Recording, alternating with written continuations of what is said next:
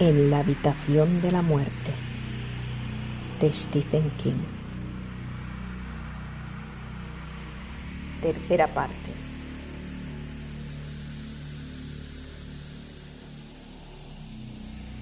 La mujer cerró el pico, pero sin apartarse de la puerta, con las palmas aún apretadas contra ella y las cabezas de clavos aún brillantes en los ojos. ¿Qué edad tendría?, se preguntó Fletcher. ¿65? ¿Y a cuántos habría matado en aquella habitación o en habitaciones similares? ¿A cuántos habría mandado matar? Escúchame, espetó. ¿Me estás escuchando?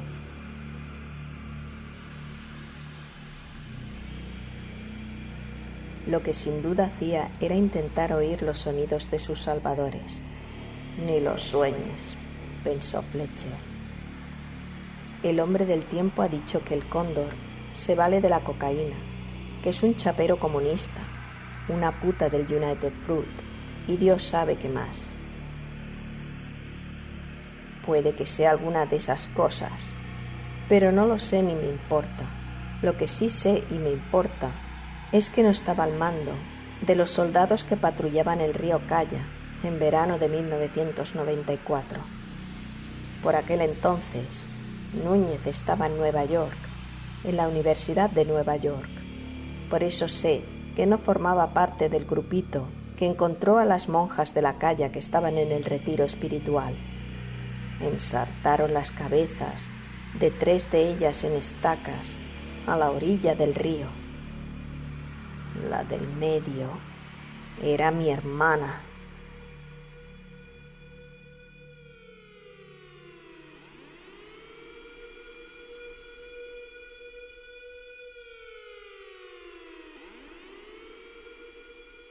Fletcher efectuó 2 disparos antes de que el revólver de Ramón se quedara sin balas. Con 2 bastaba.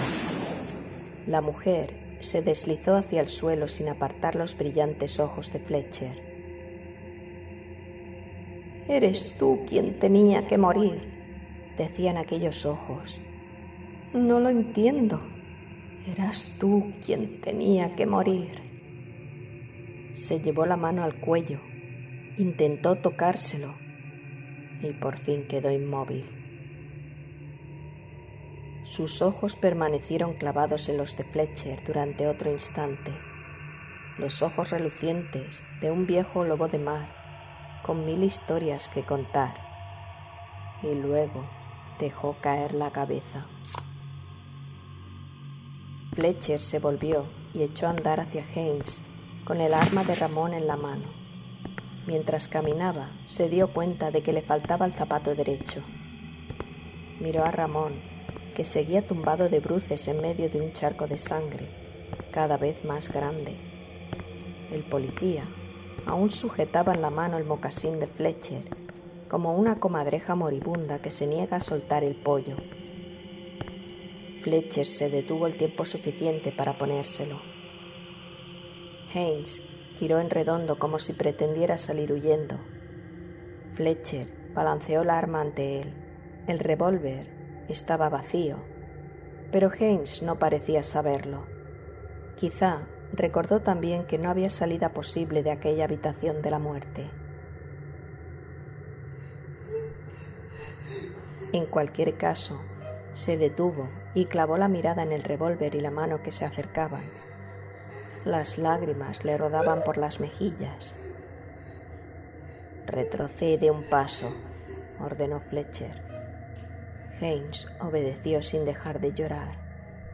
Fletcher se situó ante el artefacto de Haynes. ¿Qué término había empleado? Atavismo, ¿verdad? La máquina parecía demasiado sencilla para un hombre de la inteligencia de Haynes.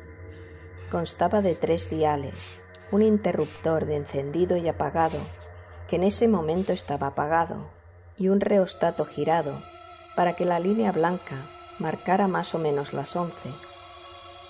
Las agujas de los diales estaban en reposo. Fletcher cogió el bolígrafo y se lo alargó a Haynes. Haynes Se sorbió la nariz, sacudió la cabeza y retrocedió otro paso.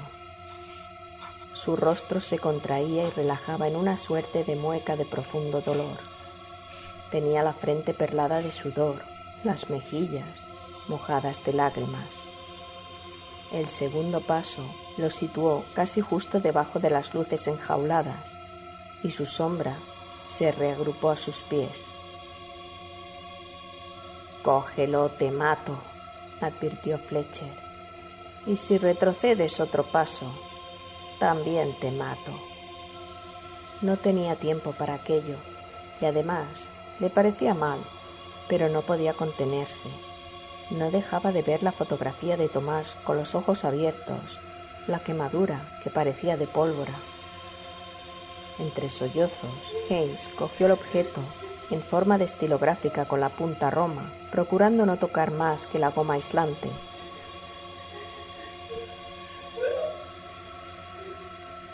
«Métetelo en la boca», ordenó Fletcher. «Chúpalo como si fuera una piruleta». «No», gimoteó Haynes. Sacudió la cabeza con fuerza y las gotas de sudor le salieron despedidas en todas direcciones. Su rostro seguía experimentando aquellas contorsiones, aquel tira y afloja, tira y afloja. De una de sus fosas nasales emergía una burbuja de moco verde que se expandía y contraía al ritmo acelerado de la respiración de Haynes, pero sin estallar. Fletcher no había visto nada igual en su vida. «No puede obligarme». Pero Haynes sabía que Fletcher sí podía. Puede que la novia de Frankenstein no lo creyera, y con toda probabilidad Escobar no tuvo tiempo de creerlo, pero Haynes sabía que no podía negarse. Se encontraba en la misma situación que Thomas Herrera, que Fletcher momentos antes. En cierto modo, eso ya constituía una venganza suficiente, pero en otro sentido no. El conocimiento no era más que una idea, y las ideas de nada servían en aquella habitación. Allí había que ver para creer. «Métetelo en la boca o te pego un tiro en la cabeza», insistió Fletcher, acercando el arma al rostro de Haynes. El hombre retrocedió con un alarido de terror, y entonces Fletcher oyó que su propia voz bajaba de tono para tornarse cómplice, sincera. Hasta cierto punto le recordaba la voz de Escobar. «Nos hallamos en una zona de bajas presiones», pensó. «Ándale con la chingada de lluvias, pendejo». «No te meteré en ninguna descarga si lo haces ya. Solo quiero que sepas lo que se siente». Haynes seguía mirándolo con fijeza. Tenía los ojos azules y en aquel momento inyectados en sangre y llenos de lágrimas. Por supuesto, no creía a Fletcher, porque lo que acababa de decirle carecía de sentido, pero a todas luces quería creerle, porque tuviera sentido o no, Fletcher le estaba brindando la oportunidad de seguir vivo. Solo necesitaba otro empujoncito. «Hazlo por tu investigación», sugirió Fletcher con una sonrisa. Haynes se convenció, no del todo, pero sí lo suficiente para creer que Fletcher podía ser el señor puede que lo haga.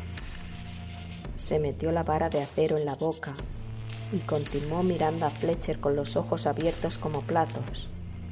Bajo ellos y por encima del lápiz romo, que no parecía una piruleta, sino un termómetro anticuado, la burbuja de moco se inflaba y desinflaba, se inflaba y desinflaba. Sin dejar de apuntar a Haynes con el arma, Fletcher accionó el interruptor del panel de control e hizo girar el reostato. La línea blanca pasó de las 11 de la mañana a las 5 de la tarde. Tal vez Haynes hubiera tenido tiempo de escupir la estilográfica, pero la descarga le hizo apretar los labios sobre el cañón de acero inoxidable. En esta ocasión, el chasquido fue más fuerte, como el de una rama de árbol en lugar de una ramita de rosal. Haynes apretó los labios aún más. La burbuja de moco verde estalló, al igual que uno de sus ojos. Su cuerpo entero parecía vibrar dentro de la ropa. Dobló las muñecas y extendió los largos dedos. Sus mejillas pasaron del blanco al gris claro y por fin al violeta.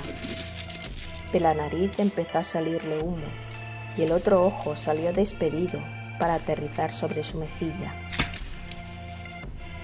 Sobre los ojos desencajados no se veían más que dos cuencas cruentas que miraban a Fletcher con expresión sorprendida. Una de las mejillas de Haynes se desgarró o bien se derritió. Por el agujero empezó a salir humo y un intenso olor a carne quemada. Fletcher vio incluso llamitas anaranjadas y azules. La boca de Haynes prendió y la lengua se le quemó como una alfombra. Fletcher no había soltado el rheostato y en aquel momento lo giró del todo hacia la izquierda antes de apagar el interruptor. Las agujas, que se habían desplazado hasta las marcas de más 50 en los pequeños diales, se desplomaron de repente. En el instante en que la electricidad lo abandonó, Haynes cayó como un fardo sobre el suelo de baldosas grises, dejando tras de sí una columna de humo que le salía de la boca. El lápiz se le cayó de uno de los labios y Fletcher vio que tenía trocitos de labio pegados a él. Experimentó una arcada salada y ruidosa, pero respiró hondo y bloqueó la garganta. Ahora no tenía tiempo para vomitar sobre lo que le había hecho a Haynes. Tal vez más tarde considerara la posibilidad de echar hasta la primera papilla. Pese a la náusea, se inclinó para echar un vistazo a la boca humeante y las cuencas de los ojos de Haynes. ¿Cómo la describiría?, preguntó al cadáver. Ahora que tiene la experiencia fresca en la mente, ¿cómo la describiría? ¿Qué? ¿No tiene nada que decir? Fletcher se volvió y cruzó la estancia a grandes zancadas, sorteando a Ramón, que seguía vivo y gemía como si tuviera una pesadilla. Recordó que la puerta estaba cerrada con llave. La había cerrado Ramón de modo que la llave estaría colgada del llavero que llevaba en el cinturón. Regresó junto al policía, se arrodilló a su lado y le arrancó el llavero. Ramón extendió la mano y volvió a asirle el tobillo. Fletcher, que aún sostenía el arma, le asestó un golpe en la cabeza con la culata. La mano que le atenazaba el tobillo ejerció más presión aún y por fin lo soltó. Al ponerse en pie, Fletcher pensó en el revólver descargado y en que tal vez Ramón tuviera más balas, pero a renglón seguido decidió que no necesitaba la chingada de las balas, pendejo, que el arma de Ramón ya no podía prestarle ningún servicio más, porque disparar fuera de aquella habitación atraería a los soldados como moscas.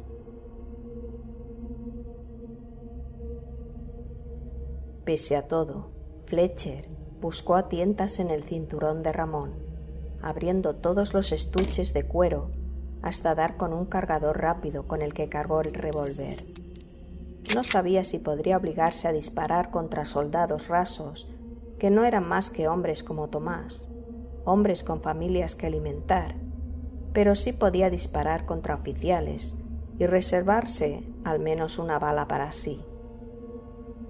Con toda probabilidad, no lograría salir del edificio, porque sería como ganar el gordo 2 veces seguidas, pero nunca más volverían a meterlo en aquella habitación, sentado junto a la máquina de Haynes.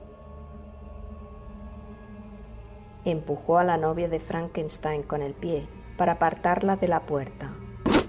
Los ojos de la mujer estaban clavados, sin expresión alguna, en el techo. Fletcher empezaba a ser consciente de que él había sobrevivido y ellos no. Empezaban a enfriarse. Sobre su piel, millones de bacterias ya habían muerto. Aquellos no eran pensamientos recomendables para que los albergara en el sótano del Ministerio de Información un hombre que se había convertido, tal vez solo por un momento, pero con casi total seguridad para siempre, en un desaparecido. Aún así, no podía desterrarlos de su mente. La tercera llave que probó abrió la puerta. Fletcher asomó la cabeza al pasillo, de paredes de hormigón verde en la mitad inferior y blancuzco en la mitad superior, como las paredes del pasillo de una vieja escuela y el suelo de linóleo rojo desvaído. El pasillo aparecía desierto. A unos 10 metros a la izquierda, un perrito pardo yacía dormido junto a la pared. Las patas le temblaban espasmódicamente. Fletcher no sabía si soñaba que perseguía o que lo perseguían, pero no creía que estuviera dormido si los disparos o los gritos de Haynes se hubieran oído en el pasillo. Si salgo de esta, se prometió, escribiré que la insonorización es el mayor logro de la dictadura. Se lo contaré al mundo entero. Por supuesto, lo más probable es que no salga de esta, porque esa escalera de la derecha no podría estar más lejos de la calle 43. Pero allí estaba el señor puede que lo consiga. Fletcher salió al pasillo y cerró tras de sí la puerta de la habitación de la muerte. El perrito pardo levantó la cabeza, miró a Fletcher, frunció los labios en un ladrido que apenas fue un susurro. Agachó de nuevo la cabeza y, por lo visto, volvió a dormirse. Fletcher se puso de rodillas, apoyó las manos, una de las cuales aún sostenía el arma de Ramón, en el suelo, bajó la cabeza y besó el linóleo. Al hacerlo, pensó en su hermana, en el día en que se marchó a la universidad 8 años antes de morir en el río. Llevaba una falda escocesa el día en que se fue a la universidad, y el rojo de los cuadritos no era exactamente igual que el linóleo desvaído, pero casi, más que suficiente. Fletcher se irguió y echó a andar hacia la escalera, el pasillo de la planta baja, la calle, la ciudad, la autopista 4, las patrullas, los controles de carretera, la frontera, el agua. Los chinos decían que el viaje más largo empieza con un solo paso.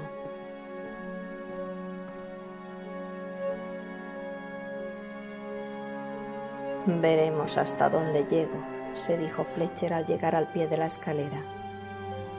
Puede que me sorprenda a mí mismo, pero en realidad ya estaba sorprendido por el mero hecho de seguir vivo. Esbozando una leve sonrisa y sosteniendo ante sí el arma de Ramón, Fletcher empezó a subir la escalera.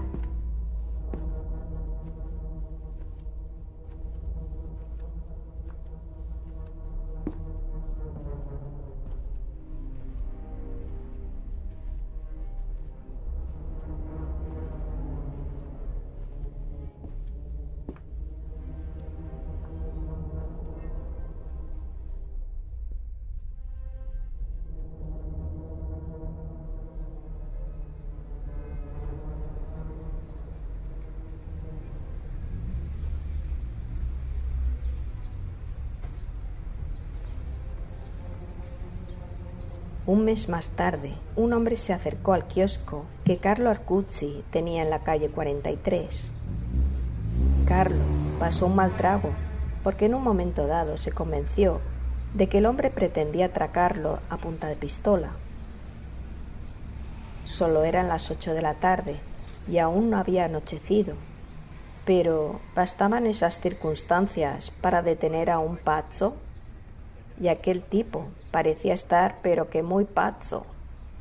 Estaba tan flaco que la camisa blanca y los pantalones grises parecían flotar sobre su esqueleto, y sus ojos estaban hundidos en el fondo de grandes cuencas redondas. Parecía recién salido de un campo de concentración, o bien, por causa de un error gravísimo, de un manicomio. Cuando se metió la mano en el bolsillo de los pantalones, Carlo pensó: «Ahí viene la pistola». Pero, en lugar de un arma, sacó una vieja y gastada cartera de la que cogió un billete de $10. Acto seguido, y con voz del todo cuerda, el hombre de la camisa blanca y los pantalones grises pidió un paquete de Marlboro. Carlo lo cogió, colocó sobre él una caja de cerillas y deslizó ambas cosas sobre el mostrador del kiosco. Mientras el hombre abría el paquete de Marlboro, Carlo se dispuso a devolverle el cambio. «No», declinó el hombre al ver el cambio. Ya se había encajado un cigarrillo entre los labios. «¿Cómo que no? Quédese la vuelta», ofreció el hombre antes de alargarle el paquete a Carlo. «¿Fuma? Coja uno si quiere». Carlo se quedó mirando con expresión desconfiada al hombre de la camisa blanca y los pantalones grises. No fumo», explicó por fin. «Es un mal hábito». «Nefasto», convinió el hombre antes de encender el cigarrillo y dar una profunda calada con evidente placer. Se quedó allí de pie, fumando y observando a la gente que paseaba por la acera de enfrente. Había bastantes chicas en la acera de enfrente y formaba parte de la naturaleza masculina mirarlas en su escueta ropa de verano. Carlo ya no creía que su cliente estuviera loco, a pesar de que había dejado el cambio de $10 sobre el estrecho mostrador del kiosco. El hombre apuró el cigarrillo hasta el filtro y se volvió hacia Carlo, tambaleándose un poco, como si no estuviera acostumbrado a fumar y el tabaco lo hubiera mareado.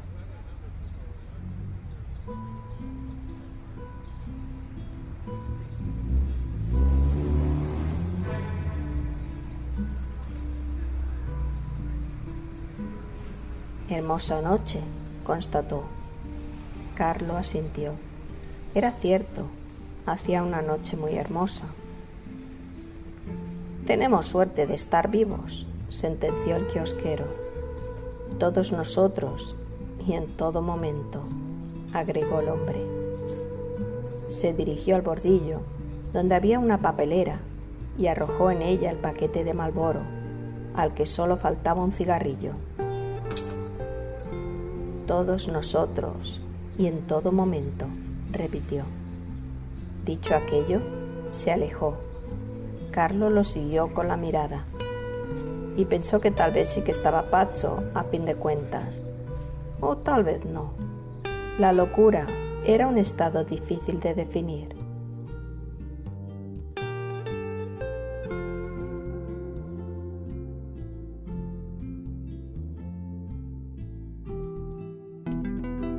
Nota. Esta es una historia de tintes kafkianos sobre una sala de interrogatorios en la versión sudamericana del infierno. En esta clase de relatos, el interrogado suele acabar cantando como un ruiseñor y convertido en fiambre, o loco de remate. Quería escribir uno con final feliz, por poco realista que resultara, y aquí está.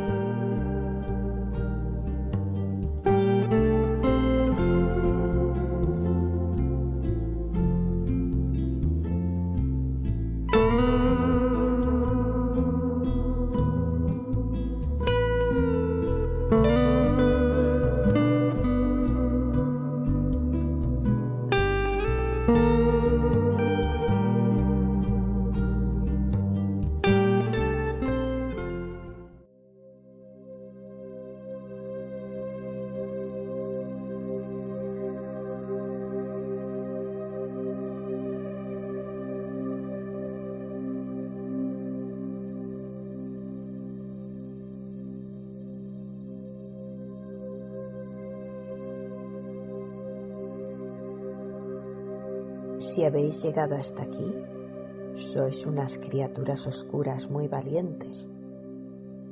Y como sé que os gustan las historias más intensas, daremos una leve pincelada sobre el terror que va más allá del terror psicológico o incluso del gore, y es el subgénero llamado torture no por.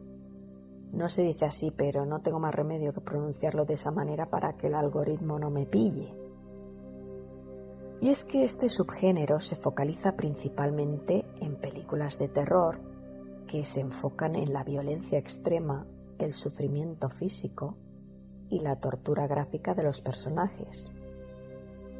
Y en no pocas ocasiones se presenta una cantidad significativa de gore con violencia gráfica extrema y explícita, con un montón de efectos especiales y maquillaje para crear escenas sangrientas. Hay tramas sádicas, ya que los personajes son atrapados en situaciones horribles y deben enfrentarse a pruebas mortales para sobrevivir. También se caracteriza el sensacionalismo, pues tiende a utilizar la violencia y el gore de manera sensacionalista para provocar una fuerte reacción en la audiencia y generar impacto visual y emocional. La saga Saw, creada por James Wan y Leigh Whannell, es uno de los ejemplos más icónicos del género torture no por. En estas películas, los personajes son atrapados en elaborados juegos mortales por un antagonista conocido como Jigsaw y deben tomar decisiones difíciles para salvar sus vidas. La saga Hostel, dirigida por Eli Roth, también es un ejemplo destacado de este género. En estas películas, los personajes son secuestrados y llevados a un lugar remoto donde son torturados y asesinados por placer.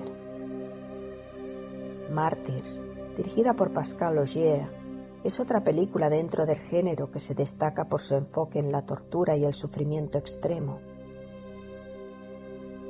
El Cien pies humano, dirigida por Tom Six, es una película un tanto extraña, pues se trata de un cirujano demente que crea una cadena de personas unidas de la boca al ano quirúrgicamente.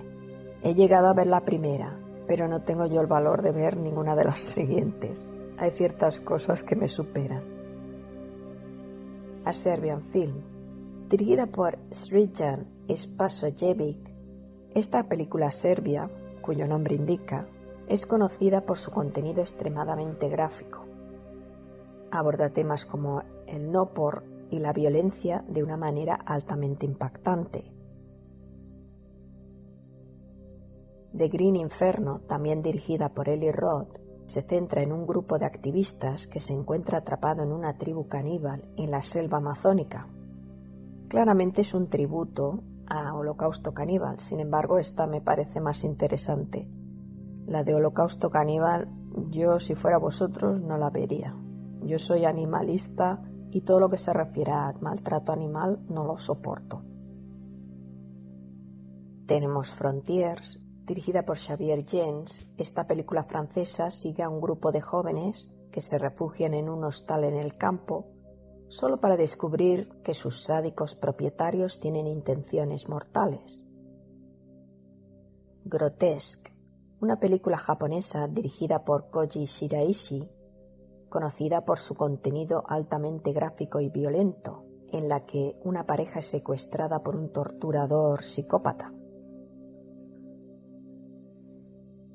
Y aunque esta película que ahora mencionaré no es de terror, sí que puede poner los pelos de punta. De hecho, yo he tenido varias oportunidades para verla y nunca me he atrevido. Y es Salò o Los 120 días de Sodoma, dirigida por Pier Paolo Pasolini en 1975, basado en la novela del mismo nombre escrita por el Marqués de Sade.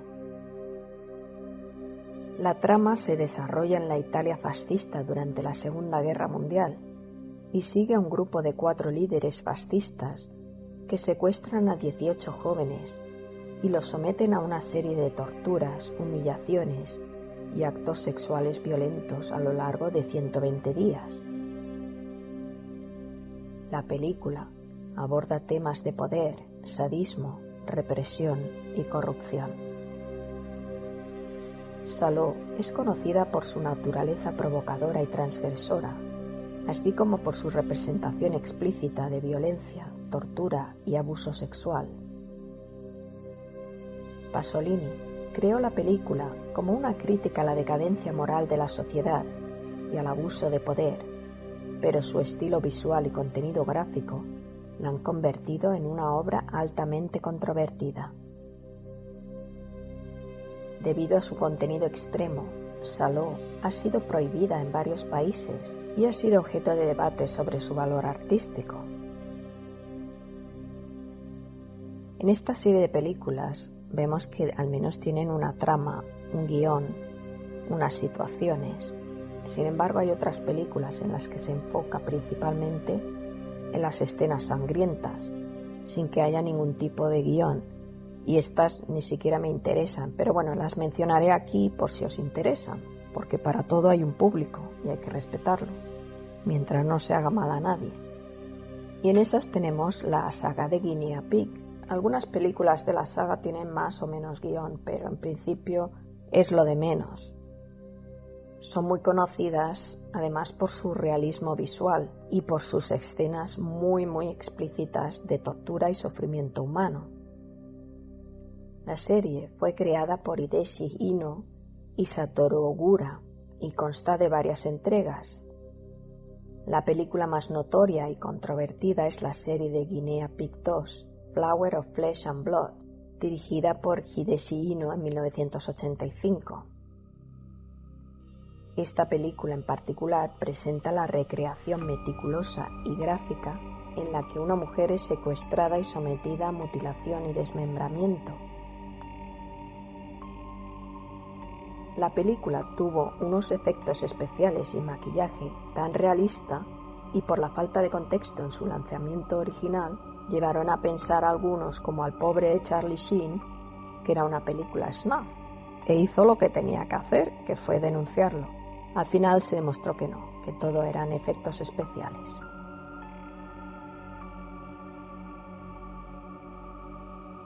Y en el campo de la literatura también tenemos algunos ejemplos como American Psycho de Bret Easton Ellis, una novela que sigue a un yuppie de Wall Street con tendencias psicopáticas que comete actos violentos y brutales. Un poco más suave pero también perturbadora es El silencio de los corderos de Thomas Harris. En esta novela, como sabéis, se presenta al famoso personaje Hannibal Lecter, un inteligente y sádico psiquiatra caníbal que ayuda al FBI a atrapar a otros asesinos en serie. La naranja mecánica de Anthony Burgess, que aunque no sea de terror, nos ambienta en un futuro distópico. Esta novela sigue a un joven delincuente y su experiencia con la rehabilitación a través de métodos violentos. Y aunque sea una novela juvenil, también tiene una premisa un tanto extrema y son Los Juegos del Hambre de Susan Collins. En esta serie distópica se presenta un mundo en que los jóvenes son forzados a luchar a muerte en una arena como entretenimiento público. Y como no podía faltar la obra del Marqués de Sade.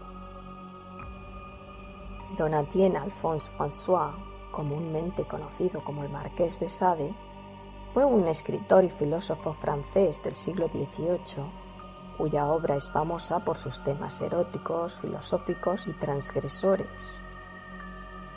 De hecho, es conocido por haber dado nombre al término sadismo, que se refiere al placer en la crueldad y el sufrimiento infligidos a otros. La obra de Sade es polémica y ha sido objeto de debate a lo largo de la historia debido a su contenido sexualmente explícito y a menudo violento. Sus escritos a menudo exploran los límites del placer, el poder y la moralidad y cuestionan las restricciones sociales y religiosas de su época. Algunos de los temas recurrentes en sus obras incluyen el libertinaje, la depravación, el sadismo y el masoquismo. Una de las obras más conocidas de Sade es Los 120 días de Sodoma, una novela inacabada que presenta relatos de violencia, abuso y perversión sexual perpetrados por un grupo de aristócratas.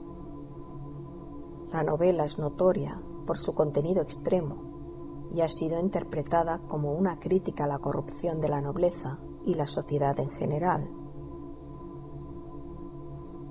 La obra de Sade fue prohibida y censurada durante gran parte de su vida debido a su naturaleza controvertida, y pasó varios periodos en prisión y asilos mentales debido a sus escritos y su estilo de vida escandaloso. Su obra ha influido en la literatura, el arte y el pensamiento posteriores. Ha sido analizada desde diferentes perspectivas, incluyendo el análisis psicoanalítico y el enfoque filosófico. Su exploración de los aspectos más oscuros y tabúes de la psicología humana ha llevado a una amplia variedad de interpretaciones y discusiones en torno a su legado. Si queréis saber más de la obra de este autor, en este mismo canal tenemos algunos de sus relatos y una de sus novelas más importantes, que fue Justine, o Los infortunios de la virtud.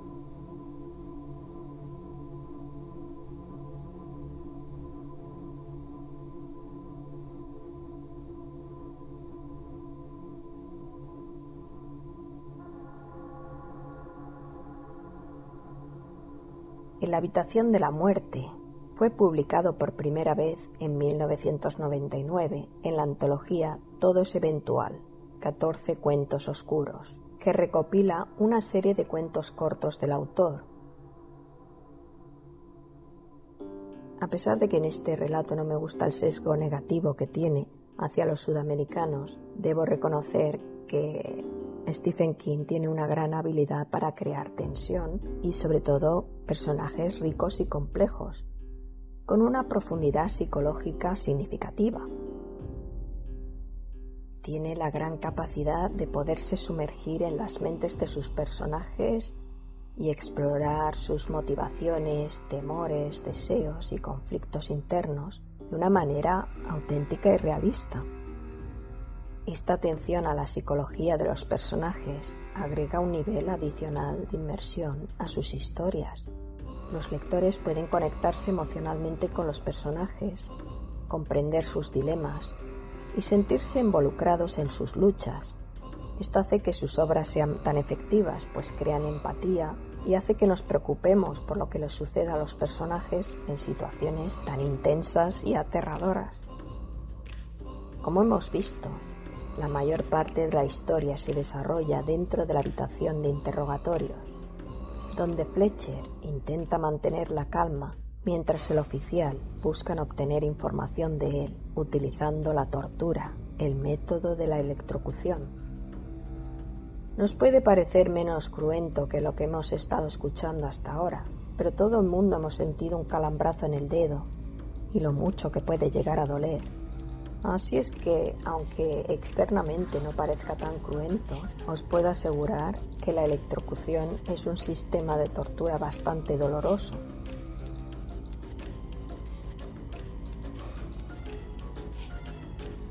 En la habitación de la muerte es un ejemplo del estilo característico de Stephen King para crear situaciones tensas y personajes vívidos en un espacio limitado, de gran tensión psicológica, con un enfoque en las relaciones de poder y control.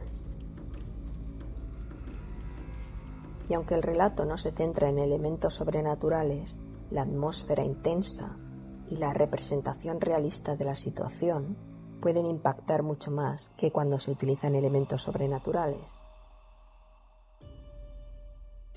De hecho, Stephen King tiene varios relatos de situaciones intensas y terroríficas sin recurrir necesariamente a lo sobrenatural, como por ejemplo La balsa. Este relato, que forma parte de la colección Skeleton Crew, presenta a un grupo de jóvenes atrapados en una balsa en medio de un lago, mientras una extraña sustancia los acecha en el agua. Vuelvo a hacer un poco de promoción de este canal. Este relato también lo podéis encontrar aquí, en Cuentos Oscuros. Cadena de mando. En este relato, un hombre se enfrenta a una serie de eventos inquietantes después de una confrontación con un conductor agresivo. Dolores Claiborne es un ejemplo de cómo King puede abordar temas intensos y oscuros sin elementos sobrenaturales. La protagonista cuenta su historia en un interrogatorio policial.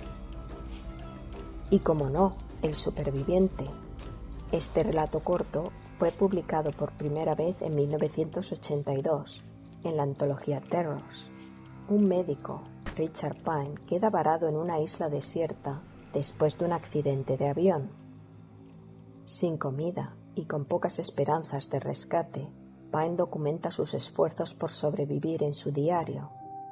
A medida que pasa el tiempo, sus condiciones empeoran y comienza a tomar medidas extremas para sobrevivir. Y no digo más porque este relato también lo tenemos en Cuentos Oscuros, así que os invito a escucharlo. Y ya para terminar, os he ido anunciando La habitación roja, no sé por qué. Supongo que el niño del resplandor pues me iba diciendo eso del Red Ram. Pero bueno, aprovechando que el Pisuerga pasa por Valladolid, le vamos a dar una pincelada sobre esta leyenda urbana, que espero que sea leyenda urbana, en la que el término Red Ram o sala roja, uno es capaz de encontrar en la web oscura torturas y asesinatos reales, en vivo y en directo. De hecho, Eli Roth basó su película Hostel en esta leyenda urbana que por lo visto escuchó o aparentemente dijo que vio, no lo sé. Pues bien, esto es todo por hoy. Dejadme en los comentarios la película, libro o relato que os haya dado un escalofrío especial. Seguro que me he dejado muchas obras interesantes en el tintero que me he olvidado o que ni conozco. En fin, ya solo me queda desearos muy buenas noches, mis queridas criaturas oscuras.